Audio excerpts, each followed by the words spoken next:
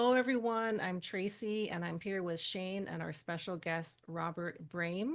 He is a forensic arborist. He's been studying plant life for over 50 years. He's visited 43 fire aftermaths and has taken 121 trips to these locations and been studying plant life for at least 50 years, backpacking all over the country and studying these fires for 7 years. So thank you so much, Robert, for being here. Before we get started, please subscribe if you haven't already, and like, comment, and share this video so we can let as many people know what's really going on here. Out of all these aftermaths, these 43, perhaps 3 or maybe 4 were natural occurring fires that we know of that I might have seen somewhere in the high Sierra. Generally, in 50 years backpacking the whole Sierra at all elevations, maybe I've seen one forest fire, and it never chased us out of the mountains. Now they shut down the Pacific Crest Trail, close huge areas, and burn up to 1 million acres statewide. Every year it's the same thing. So it piqued my interest 7 years ago when I saw some pictures of Santa Rosa, and they didn't make sense to me. Right. Anyway, my background is studying all wildflowers, ferns, shrubs, vines, and trees. And mostly natives, but in the last 33 years, everything imported to California, I've learned a great deal of plants. That's what I've always done. So I like to start with this photo because people are wondering what a real forest fire looks like. Yeah. People in the city have no clue. This is common for a horrific firestorm. This is what's left. They all look like this. There's nothing left. Perhaps this was a year or two before because the plant life's growing back already. But it burns the twigs, the needles, the branches, even the trees will burn down, sometimes to a low stump or even a hole in the ground. This is what a common one looks like to me. Not like this one. This was the big Coffee Park fire in Santa Rosa in 2017, where 4,700 homes were turned to white ash. Incidentally, when I get to these locations, it's rare I find any blackened wood. Normal house fire, put them out. There's always a degree of black and carbon, and here, no. I've been to a lot of aftermaths now, and none of them had a house that had any, well, it was almost all white, rare to find black.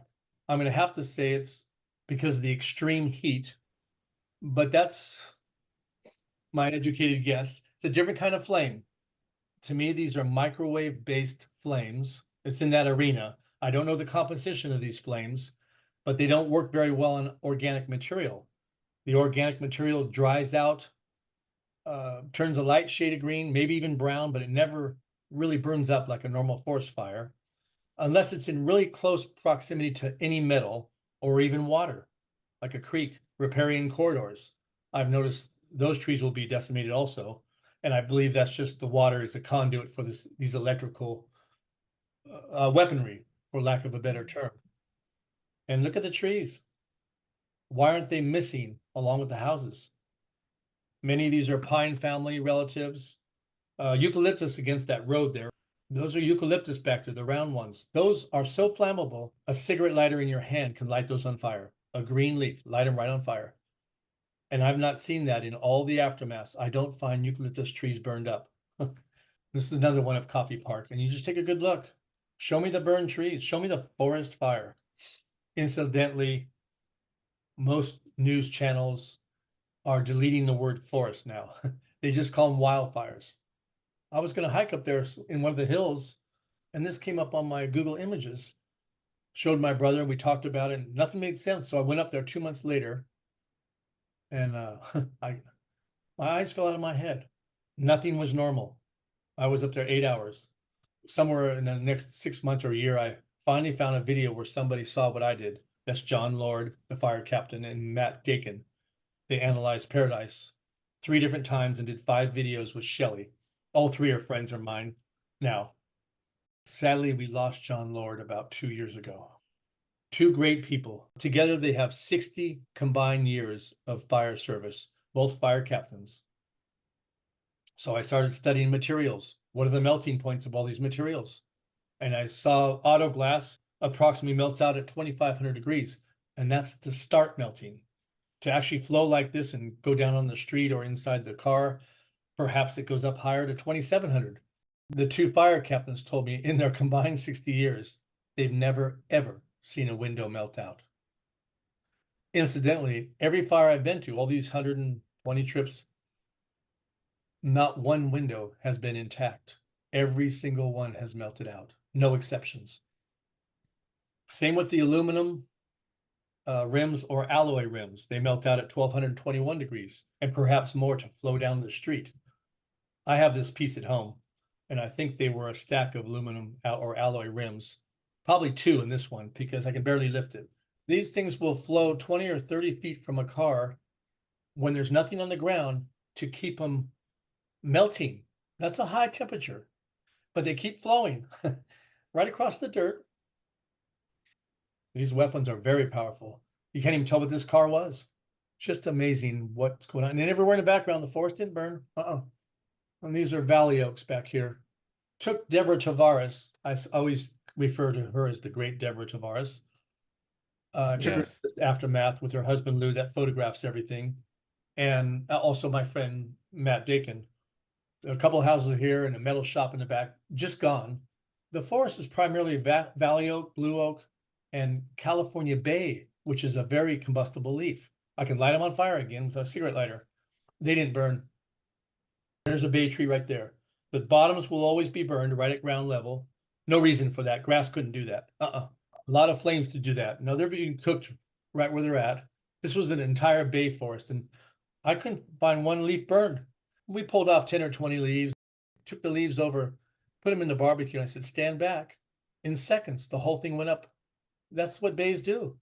Very flammable oils. Almost every tree here is a bay. They didn't burn, but the ground did. Flames everywhere. They couldn't ignite a bay tree. This is the car fire out of Redding, California. It was a large fire. I can't tell the species of all these. Some are eucalyptus, perhaps the rest are oaks. Even in a grass fire, they're hot enough to turn trees brown for at least 20 feet in the air. Didn't happen that day. Houses and outbuildings here are burned to white ash again. Trees might be dead, but they're just a light shade of green. To me, they're a vegetable in the microwave being cooked, sucking the water out of them. It's only a grass fire here. You can tell this was just grass, and it might have even been kept up with a tractor, lawnmowers, weed eaters, whatever. And they took all these buildings around. Telephone poles always burn at the bottom. A lot of times they're just hanging, like in Paradise. They're hanging from the wires. Telephone poles are not in brush. They're in gravel, cement, side of the road.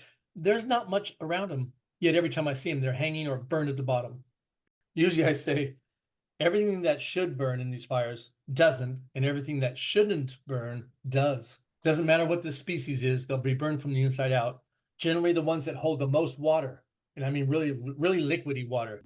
The extreme waters are the water lovers are the worst, but the oaks, they hold a ton of water when I cut them down. Water will spurt up 1 inch out of the trunk. Well, water in a microwave heats up faster than chili. And the pines are doing the same thing, but at a slower rate. They're more combustible. The sap will ignite at 193 degrees. And the pines aren't burning.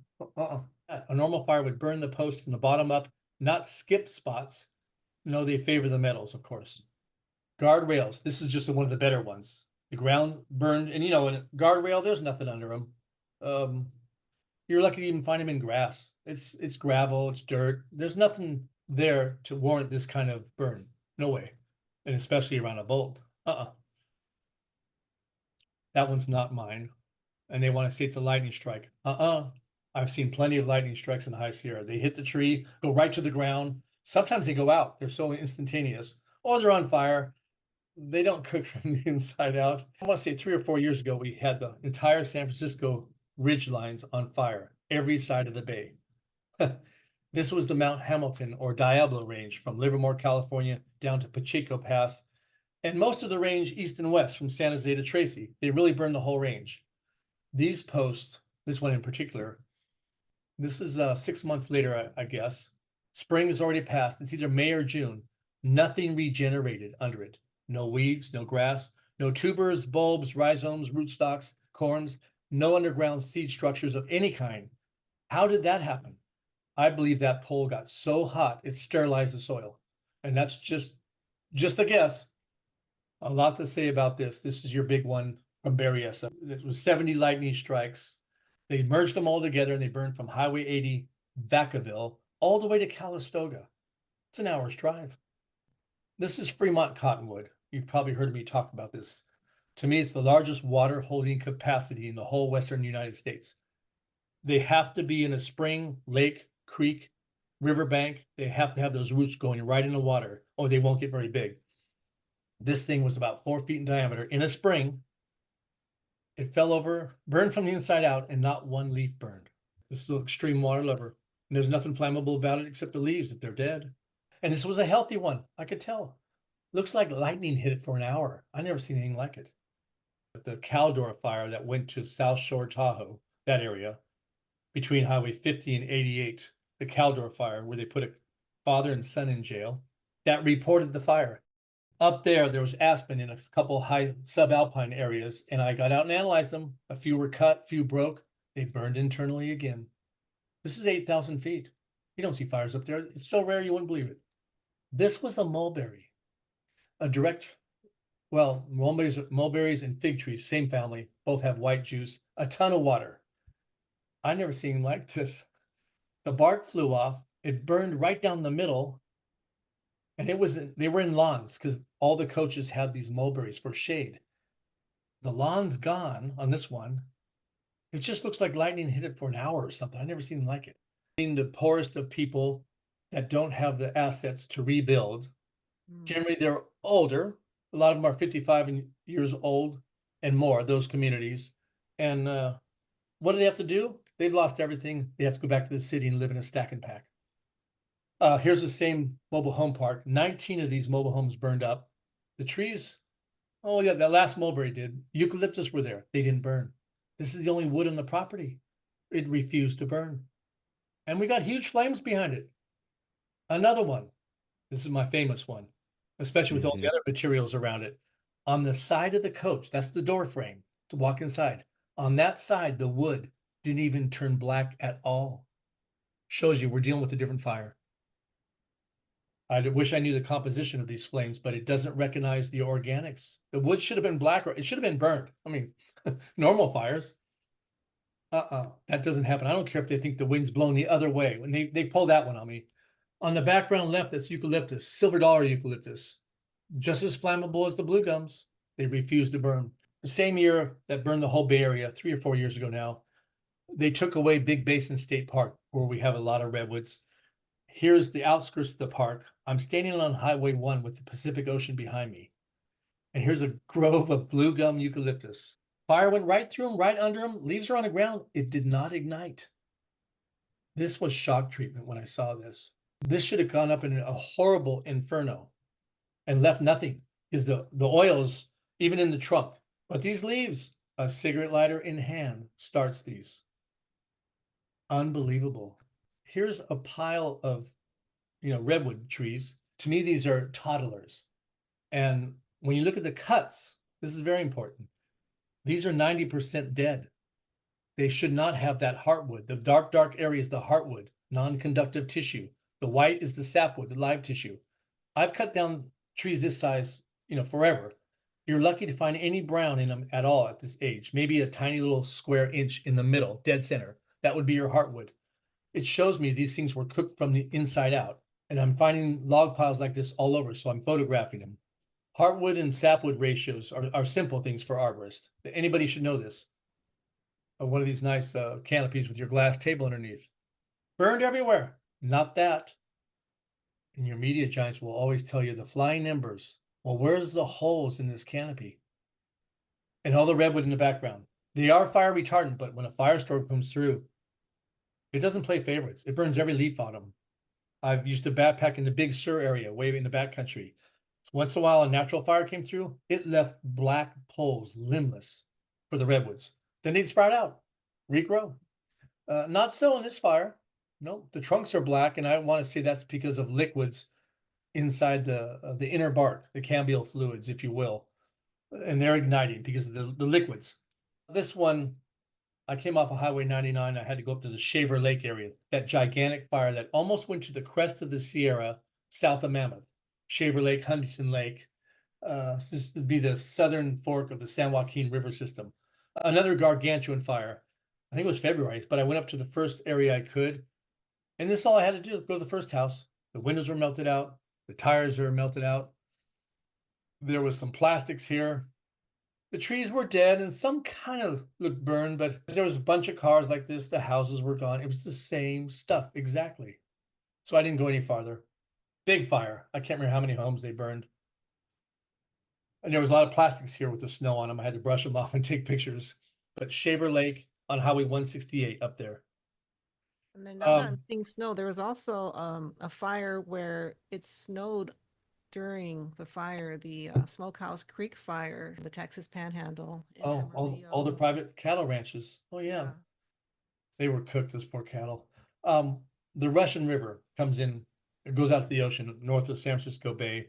Back in there, there's an area called the Armstrong Redwoods State Park. And there was a fire up there that burns somewhere near Lake Sonoma over the ridges to that Armstrong Redwoods Park. I took all the roads I could for a day. I came back in here and I find this stockpile of plastics that they're getting ready to take off the property. If you get there quick enough, you'll find these. You notice everything here didn't want to melt or burn. They've collected other stuff in those black bags. I don't know what, but all the garbage cans, all this fencing, all these plastics. If you get there quick enough, you can see what's going on. Same fire. I see this chainsaw. I think I have that model in the back of this pickup truck. The window melted out at 2,500 degrees. All the tires burned completely, leaving the slinky-like steel belts. That plastic should be gone completely, down to the metals. Didn't happen. Cigarette lighter, if you had enough fuel, you could probably melt the plastic, no problem.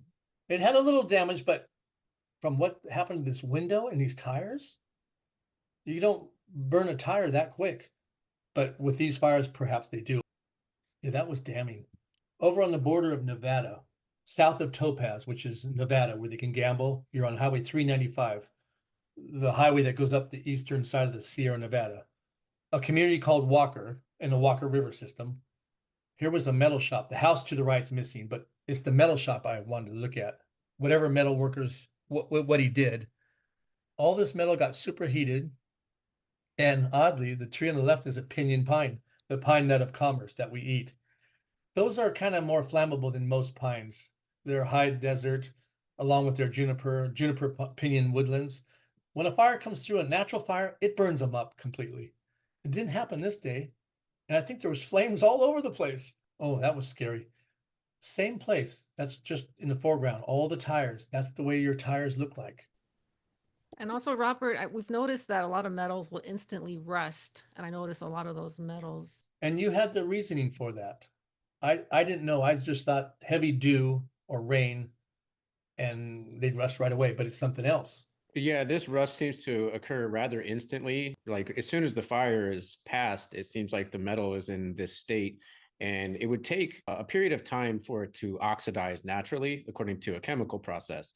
Okay. However, it looks like there was perhaps some sort of electrolysis that took place that actually rusted these metals almost instantly. Wow. Yeah, I had no idea.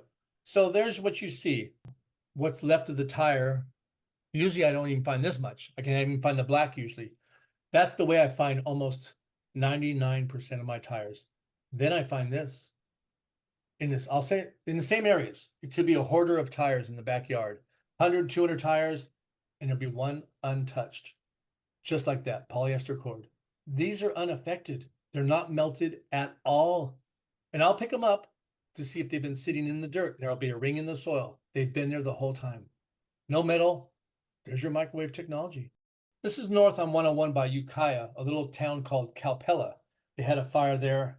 I want to say it was called the Hopkins Fire, and also near Lake Mendocino. And I walked all over, spent a day there. And months later, they put a homeless person in jail and said he did it.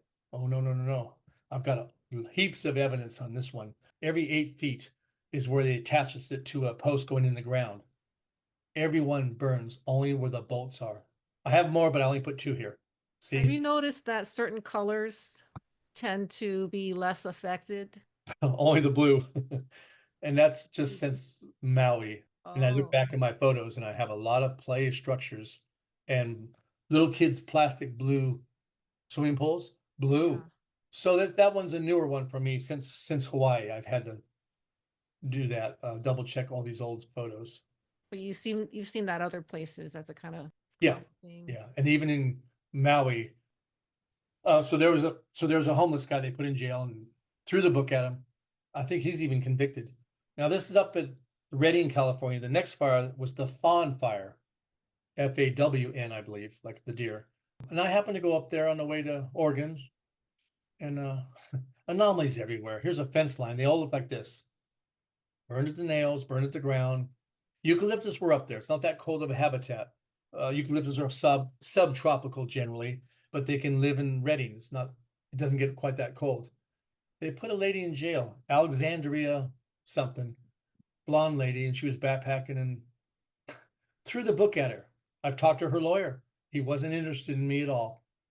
Incidentally, he worked for the feds down out of Modesto or Oakdale before he got the job up here as a public defender.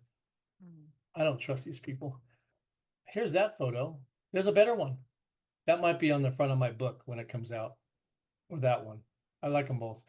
What kind of fire can do that? This is the same fire. I talked to a gentleman. Everybody directed me up this hill. His whole 2-story house is missing. I don't see one burned tree. There's ponderosa pine, black oak, white oak.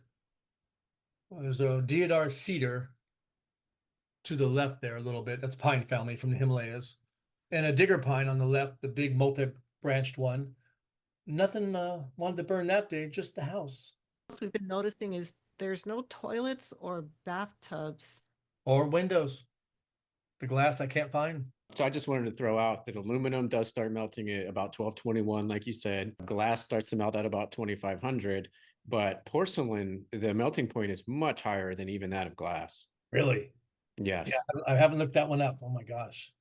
Kind of like that day 23 years ago in New York where they couldn't find a piece of a toilet.